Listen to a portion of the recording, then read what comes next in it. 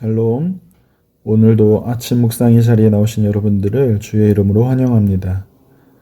찬송가 423장 먹보다도 더 검은 함께 찬송하시겠습니다.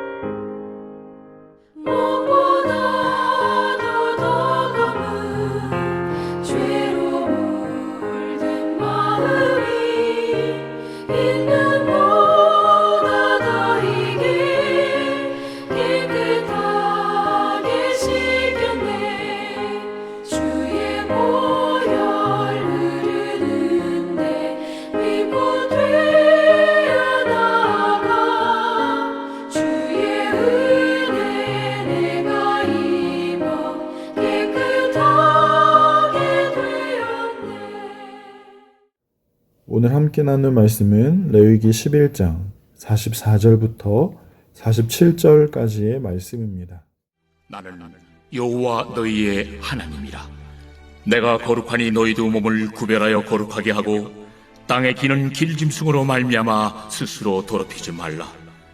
나는 너희의 하나님이 되려고 너희를 애굽 땅에서 인도하여 낸 여호와라. 내가 거룩하니 너희도 거룩할지어다. 이는 짐승과 새와 물에서 움직이는 모든 생물과 땅에 기는 모든 길짐승에 대한 규례니 부정하고 정한 것과 먹을 생물과 먹지 못할 생물을 분별하는 것이니라.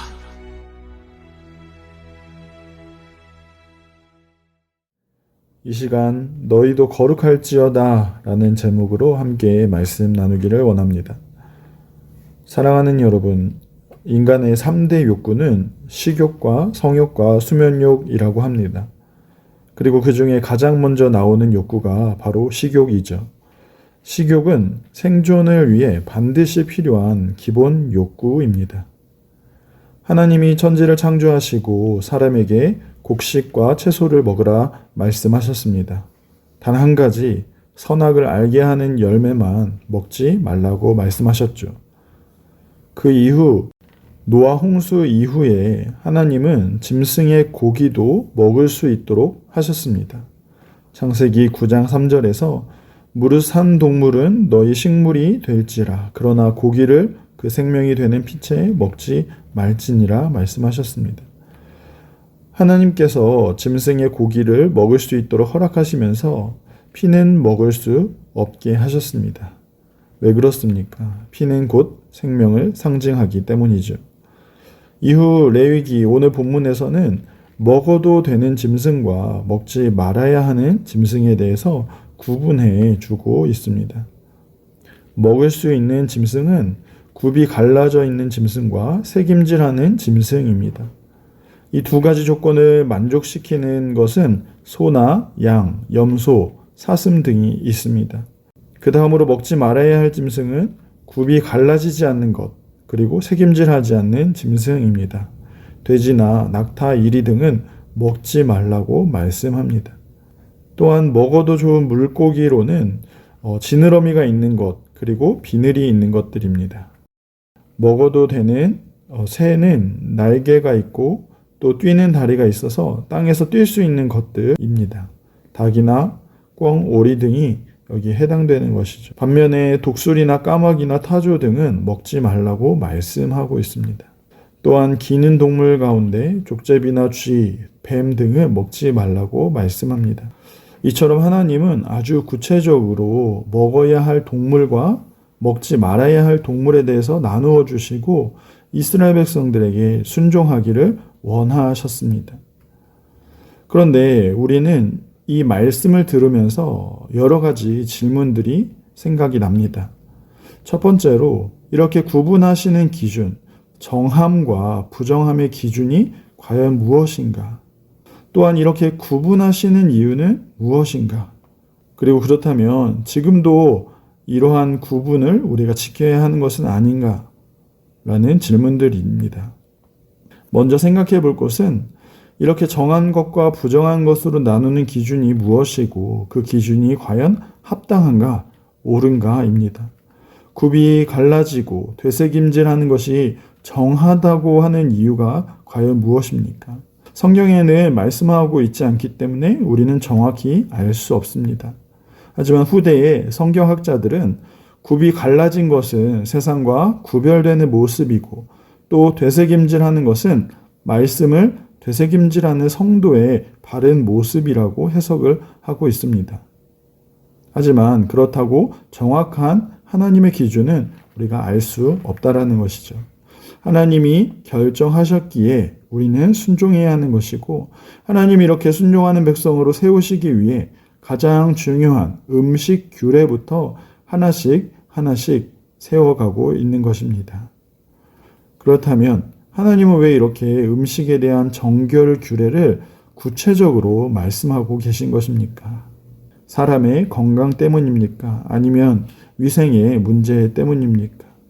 음식 규례를 통해서 하나님이 강조하고자 하시는 것은 45절의 말씀처럼 너희는 거룩할지어다 이는 내가 거룩함이라. 다시 말하면 우리의 일상에 가장 중요한 음식을 통해서 하나님의 말씀대로 살아가는 하나님의 백성으로서의 정체성을 세우시기 위함이라는 것입니다. 왜냐하면 진짜 신앙은 특별한 순간이 아니라 평범한 일상에서부터 드러나기 때문입니다. 일상 가운데서도 거룩을 원하시는 하나님의 마음이 오늘 말씀에 담겨 있는 것이죠. 그렇다면 이 시대를 살아가는 우리도 오늘 이 말씀을 그대로 지켜야 하는 것입니까?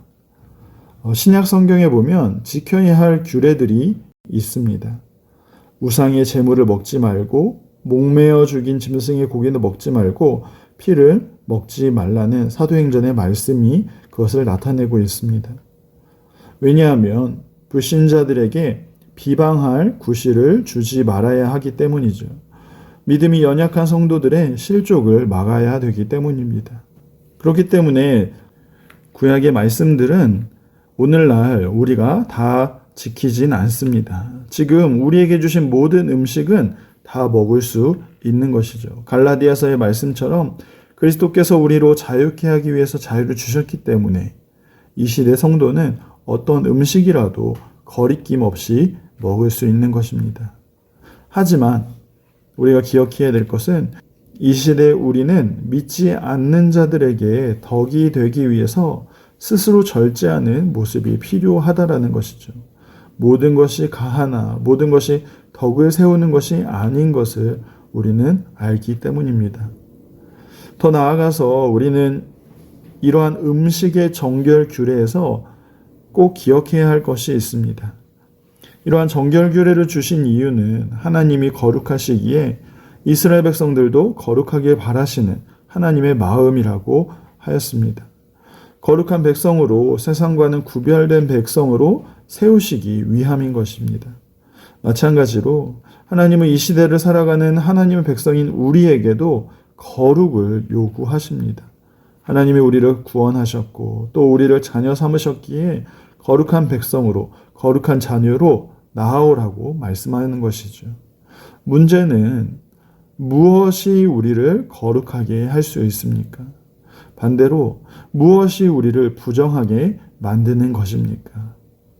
이에 대해서 예수님은 사람 밖에서 들어가는 것이 사람을 더럽히는 것이 아니라 사람 안에서 나오는 것이 사람을 더럽힌다라고 말씀하고 있습니다. 다시 말하면 사람을 더럽히는 것은 우리 속에서 나오는 악한 생각과 시기와 교만과 음란과 미움입니다. 음식이 우리를 더럽게 하는 것이 아니라 우리 마음 속에서부터 나오는 악한 것들이 우리를 부정하게 만드는 것입니다. 그렇기 때문에 우리에게는 오늘 예수님이 필요합니다. 어떠한 규칙을 지켜서 우리가 깨끗해지는 것이 아니라 더 나은 행동을 해서 우리가 깨끗해지는 것이 아니라 우리를 온전히 정결케 하실 수 있으신 유일한 예수님이 우리에게 필요하다라는 것이죠. 예수님은 세리와 죄인들과 함께 식사를 하였습니다. 당시 식사한다라는 것은 내가 그 사람과 동일시한다라는 문화를 나타내고 있습니다. 바리새인들은 어찌하여 세리와 죄인들과 함께 식사를 하느냐고 묻고 있죠. 이것은 레위기의 정결법, 오늘 나누는 레위기의 정결법을 완전히 뒤집는 식탁의 모습입니다. 세리와 죄인들과 함께 식사하면서 그들과 함께 부정하게 된 것이 아니라 예수님이 그들과 함께 하시며 그들의 부정을 덮으셔서 그들을 정하게 하신 것이죠. 사랑하는 성도 여러분, 오늘 본문의 음식 규례를 통해서 하나님이 거룩하니 너희도 거룩하라고 우리에게 말씀하십니다.